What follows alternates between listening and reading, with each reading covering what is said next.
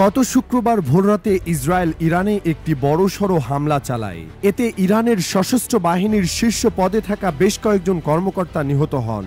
নিহতদের মধ্যে খামেনির একজন ঘনিষ্ঠ উপদেষ্টাও রয়েছেন। ইরানের সর্বোচ্চ নেতা আয়াতুল্লাহ আলী খামেনিকেও হত্যার পরিকল্পনা করেছিল ইসরায়েল। তবে যুক্তরাষ্ট্র প্রেসিডেন্ট ডোনাল্ড ট্রাম্প কয়েকদিন আগেই সেই পরিকল্পনা থামিয়ে দেন বলে জানিয়েছেন দুজন মার্কিন কর্মকর্তা। বার্তা সংস্থা রয়টার্সকে তারা এ তথ্য নিশ্চিত করেন। এ বিষয়ে মার্কিন প্রশাসনের একজন জ্যেষ্ঠ কর্মকর্তা বলেন, ইরান এখনো পর্যন্ত কোনো আমেরিকানকে হত্যা করেনি। যতক্ষণ না তারা সেটা করছে ততক্ষণ না আমরা ইরানের রাজনৈতিক নেতৃত্বকে লক্ষ্যবস্তু করার কথা চিন্তাও করছি না। অন্যদিকে রোববার ফক্স নিউজের special report with Bret Baier অনুষ্ঠানে ইসরায়েলের প্রধানমন্ত্রী বেনিয়ামিন নেতানিয়াহুকে রয়টার্সের প্রতিবেদনের বিষয়ে জিজ্ঞাসা করা হলে তিনি সরাসরি কোনো মন্তব্য না করে বলেন, অনেক বিষয় আছে যেগুলো নিয়ে কখনো আলোচনা হয়নি, অথচ তা নিয়েও খবর প্রকাশ হয়। আমি এ বিষয়ে কিছুই বলতে চাই না। তবে তিনি এটাও বলেন, আমরা যা দরকার তাই করব।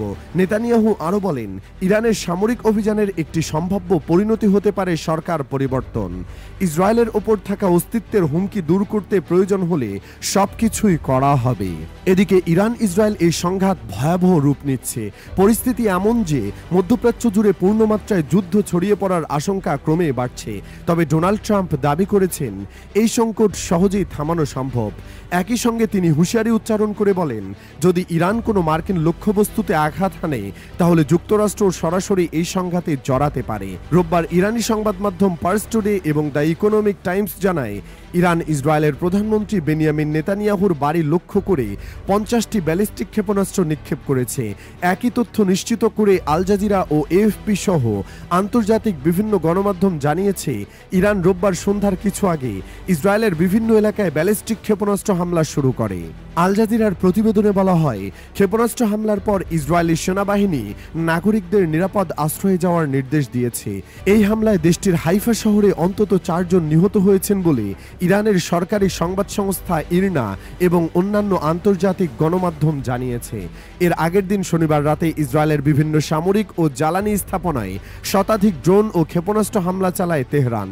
এতে বহু ইসরায়েলি হতাহত হন। পাল্টাপাল্টি এই হামলায় ইরান ও ইসরায়েল উভয় দেশের শতাধিক মানুষ নিহত ও আহত হয়েছেন বলে জানা গেছে। সংঘাতের মাত্রা যেভাবে বাড়ছে তাতে মধ্যপ্রাচ্য সহ গোটা বিশ্বে স্থিতিশীলতা নিয়ে উদ্বেগ বেড়েছে। আন্তর্জাতিক সম্প্রদায় এই উত্তেজনা নিরসনের জন্য দুই পক্ষকে সংযম দেখানোর আহ্বান জানাচ্ছে।